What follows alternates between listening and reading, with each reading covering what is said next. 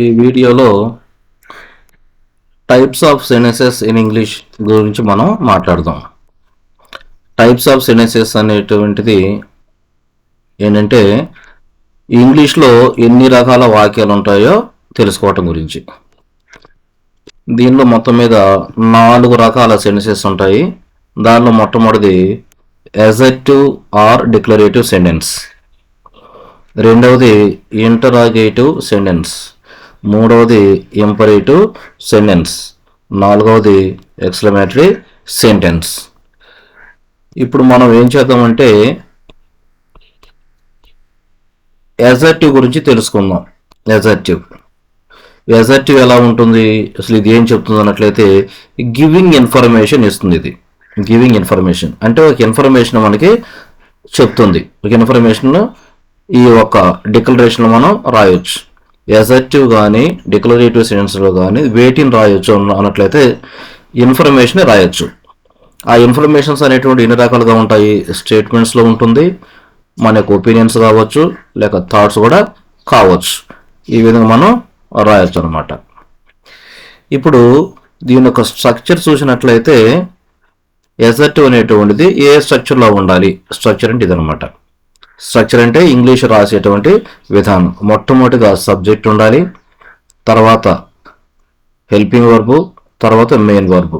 ఈ రెండింటిని కూడా కలిపి మనం వర్బ్ అని కూడా చెప్తూ ఉంటాం. చివరిగా ఆబ్జెక్ట్ ఉంటుంది, ఆ లాస్ట్లో వచ్చేటప్పటికి తప్పనిగా ఫుల్ స్టాప్ ఉంటుంది. మరలా ఒకసారి చూడండి, గమనించినట్లయితే అసర్టివ్ అనేటువంటి దాన్ని మనం ఎలా రాస్తాము, దాని యొక్క నిర్మాణం ఏంటన్నట్లయితే మొట్టమొదటిసారిగా సబ్జెక్ట్, తర్వాత వర్బ్, తర్వాత ఆబ్జెక్ట్, ఆ చివరిగా ఫుల్ స్టాప్ ఉంటుంది. ఈ లక్షణాలు కలిగి ఉన్నట్లయితే దాన్ని మనం అసర్టివ్ సెంటెన్స్ కింద చెప్తారు. ఎగ్జాంపుల్ చూసినట్లయితే మనం ఇక్కడ ఎగ్జాంపుల్ చూద్దాం. ఎగ్జాంపుల్ ఇక్కడ ఏమని రాసాం మనం, example Raman is reading a book. Raman అనేటువంటిది సబ్జెక్ట్ ప్లేస్లో రాసాము, ఈజ్ అనేటువంటిది హెల్పింగ్ వర్బ్ ప్లేస్లో రాసాము, రీడింగ్ అనేటువంటి దాన్ని మెయిన్ వర్బ్ ప్లేస్లో రాసాము, ఏ బుక్ అనే దాన్ని ఆబ్జెక్ట్ ప్లేస్లో రాసాము. చివరిగా ఫుల్ స్టాప్ కూడా పెట్టాం మనం. అంటే టోటల్ ఇదంతా చూసినట్లయితే కరెక్ట్గా స్ట్రక్చర్ ప్రకారం ఉంది. దీని మీనింగ్ కూడా చూద్దాం. మీనింగ్ ఎలా ఉంటుంది అన్నట్లయితే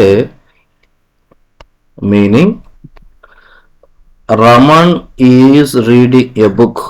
రమణ్ ఒక బుక్ని చదువుతూ ఉన్నాడు. అయిపోయింది వాక్యం. రమణ్ ఏం చేస్తూ ఉన్నాడు, రమణ్ ఒక బుక్ని చదువుతూ ఉన్నాడు. సమాధానం చెప్పాం, మనం ఒక ఇన్ఫర్మేషన్ ఇచ్చాం. కాబట్టి దీనిని మనం అసర్టివ్ సెంటెన్స్ అని చెప్తాం. దీని పేరు అసర్టివ్. అయిపోయింది. ఇప్పుడు రెండవది గమనించినట్లయితే దాని పేరు ఇంటరాగేటివ్ సెంటెన్స్. దీనిలో ఎలాంటి ఇన్ఫర్మేషన్ ఇస్తాం మనం అన్నట్లయితే క్వశ్చన్స్ అడుగుతాం, ఆస్కింగ్ క్వశ్చన్స్. ఇది ఎలా ఉంటుంది, దీని యొక్క స్ట్రక్చర్ ఎలా ఉంటుందంటే హెల్పింగ్ వర్బ్ ఉంటుంది, సబ్జెక్ట్ ఉంటుంది, మెయిన్ వర్బ్ ఉంటుంది, ఆబ్జెక్ట్ ఉంటుంది, చివరిలో క్వశ్చన్ మార్క్ ఉంటుంది. ఇక్కడ ఒకసారి చూడండి, స్టార్టింగ్ నేను హెల్పింగ్ వర్బ్ అని చెప్పాను. హెల్పింగ్ వర్బ్, ఇక్కడ హెల్పింగ్ వర్బ్ ఉండొచ్చు, లేదా దీనికి స్టార్టింగ్లో ఇంట్రాగేటివ్ వర్డ్స్ అని ఉంటాయి. వాట్ అని, వేర్ అని, విచ్ అని, అవి కూడా వస్తాయి అనమాట. దీని ముందు వస్తాయి, దీని ముందు వస్తాయి అనమాట. ఇక్కడ ఉంటే వాట్, విచ్, వేరు కూడా వస్తాయి. వాటిని ఇంట్రాగేటివ్ వర్డ్స్ అని అంటారు. ఇంట్రాగేటివ్ వర్డ్తోనే స్టార్ట్ అవ్వచ్చు, లేదంటే హెల్పింగ్ వర్డ్తోనే స్టార్ట్ అవ్వచ్చు. చివరిగా వచ్చేటప్పటికి క్వశ్చన్ మార్క్ ఉంటుంది. ఇది ఇంటరాగేటివ్ యొక్క స్ట్రక్చర్. ఇక్కడ ఎగ్జాంపుల్ చూద్దాం. మనం ఏం రాసాం మనం అన్నట్లయితే example is Raman reading a book, లాస్ట్లో క్వశ్చన్ మార్క్. రమణ్ ఈ బుక్ని చదువుతూ ఉన్నాడా, రమణ్ ఈ బుక్ని చదువుతూ ఉన్నాడా అనేది ఇక్కడ దీని మీనింగ్ అనమాట. లాస్ట్లో క్వశ్చన్ మార్క్ వచ్చింది చూడండి, లాస్ట్లో క్వశ్చన్ మార్క్. ఈ క్వశ్చన్ మార్క్ తప్పనిసరిగా ఉండాలి. దాన్ని ఏమంటాం మనం, ఇంటరాగేటివ్ సెంటెన్స్ అంటాం. అంటే క్వశ్చన్స్ అడగటం, రమణ్ ఏం చేస్తూ ఉన్నాడు అనేటువంటి క్వశ్చన్కి సమాధానం ఏంటి, ఇక్కడ రమణ్ బుక్ చదువుతూ ఉన్నాడు అనేటువంటిది అసర్టివ్ అయిపోయింది. అసలు ఏం చేస్తూ ఉన్నాడు అనేటువంటి క్వశ్చన్ అడుగుతున్నాం చూడండి, దాన్ని రాసి ఉన్న దాన్ని ఇంటరాగేటివ్ అంటారు. మూడు గమనించినట్లయితే ఎంపరేటివ్. ఎంపరేటివ్ దేన్ని అంటారు, ఎలాంటి వాక్యాలు దీనిలో రాయాలన్నట్లయితే రిక్వెస్ట్ని రాస్తారు, కమాండ్స్ అని రాస్తారు, దాన్నే మరో పేరుతో పిలిస్తే ఆర్డర్స్ అని రాస్తారు, తర్వాత సజెషన్స్. వీటి మొత్తాన్ని కూడా మనము ఎంపరేటివ్ సెంటెన్స్లో రాస్తాం అన్నమాట. ఎంపరేటివ్లో రాస్తాం. మరి ఇంపరేటివ్ ఎలా రాయాలి, దానికి స్ట్రక్చర్ ఏంటి అన్నట్లయితే స్టార్టింగ్లో వర్బ్ ఉంటుంది, తర్వాత ఆబ్జెక్ట్ ఉంటుంది, లాస్ట్లో ఫుల్ స్టాప్ ఉంటుంది. ఈ మూడు రకాల లక్షణాలు కలిసినట్లయితే దాన్ని మనము ఇంపరేటివ్ యొక్క స్ట్రక్చర్ కింద చెప్తూ ఉంటాం. ఎగ్జాంపుల్ చూద్దాం. ఎగ్జాంపుల్స్ ఏమని రాసాం ఇక్కడ మనం ఉన్నట్లయితే రీడ్ ఏ బుక్ ఫుల్ స్టాప్. బుక్ని చదవండి. ఇదేమవుతుంది, సలహా అవుతుంది అనమాట, సజెషన్, సలహా. ఇక్కడ మనం ఏం రాసాము, సజెషన్స్ రాసాము, ఆర్డర్స్, కమాండ్స్, రిక్వెస్ట్. వీటన్నిటిలో కూడా దేనిలో సమానం అవుతుంది, రీడ్ ఏ బుక్ అనేటువంటిది సజెషన్ అవుతుంది అనమాట. సజెషన్ అవుతుంది అంటే ఇక్కడ ఒక అబ్బాయి సలహా ఇవ్వటం, బాగా చదవండి అని చెప్పటం మనం. నాలుగవది ఎక్స్క్లామేటరీ సెంటెన్స్. వీటిలో ఎలాంటి వాటిని మనం చెప్తూ ఉంటాం, మనకి సడన్గా కలిగేటువంటి ఫీలింగ్స్, అది బాధలు కావచ్చు, సంతోషాలు కావచ్చు, వాటిని ఎక్స్క్లమేటరీ సెంటెన్స్లో చెప్తూ ఉంటాం. అవి ఎలాగా, ఎగ్జాంపుల్ అనుకోకుండా మనం రోడ్డు మీద వెళుతూ ఉన్నాం, సడన్గా కుక్క వెంటపడింది, మనకు తెలియలేదు, అనుకోకుండా చూసాం, మన ఎదురుగా వచ్చింది అది. అప్పుడు ఆ బాధలోనో భయంలోనో ఏదైతే మాటలు మన నోటి నుండి వస్తాయో ఆ పదాలనే ఎక్స్క్లమేటరీ వర్డ్స్ అని అంటారు. Exclamatory words. ఆ పదం చెప్పిన వెంటనే ఎక్స్క్లమేటరీ సింబల్ వస్తుంది. ఇది సింబల్, ఎక్స్క్లమేటరీ సింబల్.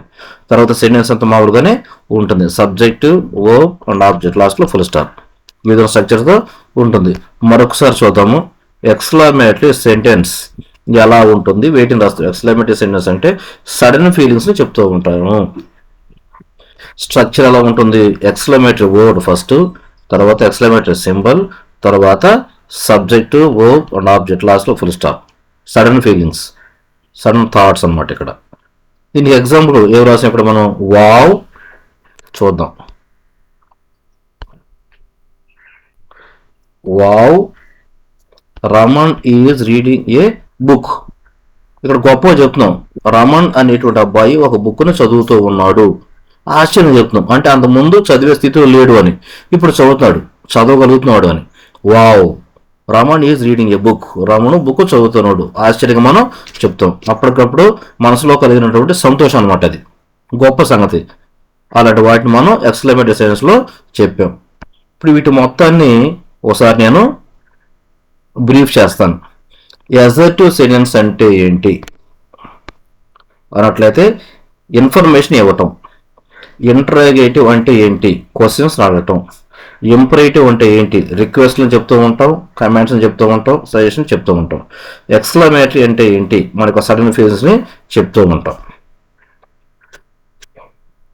ఇంకా గమనించినట్లయితే వీటిని ఎలా ఐడెంటిఫై చేస్తాం, ఇంకేమైనా కలుస్తాయా, ఇంకా షార్ట్కట్లో చూసినట్లయితే అసర్టివ్ సెంటెన్స్ ఇక్కడ ఏం రాసాం, రమణ్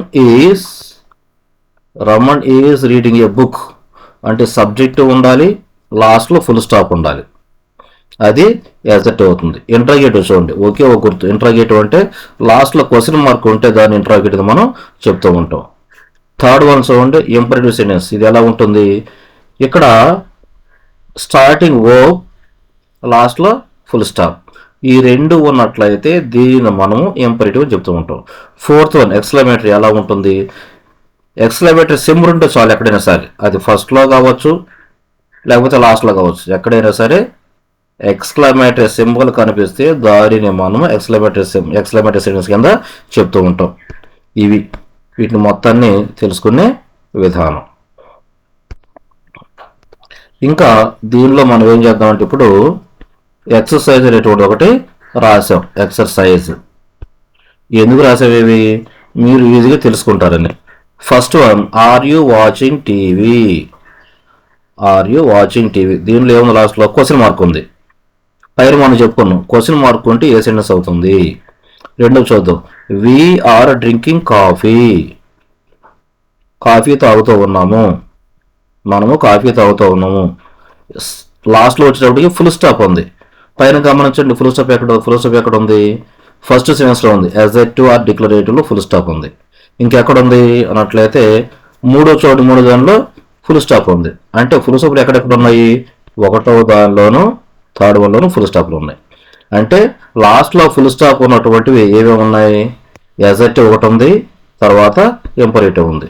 మరి తేడా ఎలా తెలుసుకుంటాం, స్టార్టింగ్లో సబ్జెక్ట్ లేకపోతే అది ఇంపరేటివ్ అని, స్టార్టింగ్లో సబ్జెక్ట్ ఉన్నట్లయితే దానిని ఎజెక్టివ్ అని తెలుసుకుంటాం. ఇంకోటి చూద్దాం, దీనిలోనే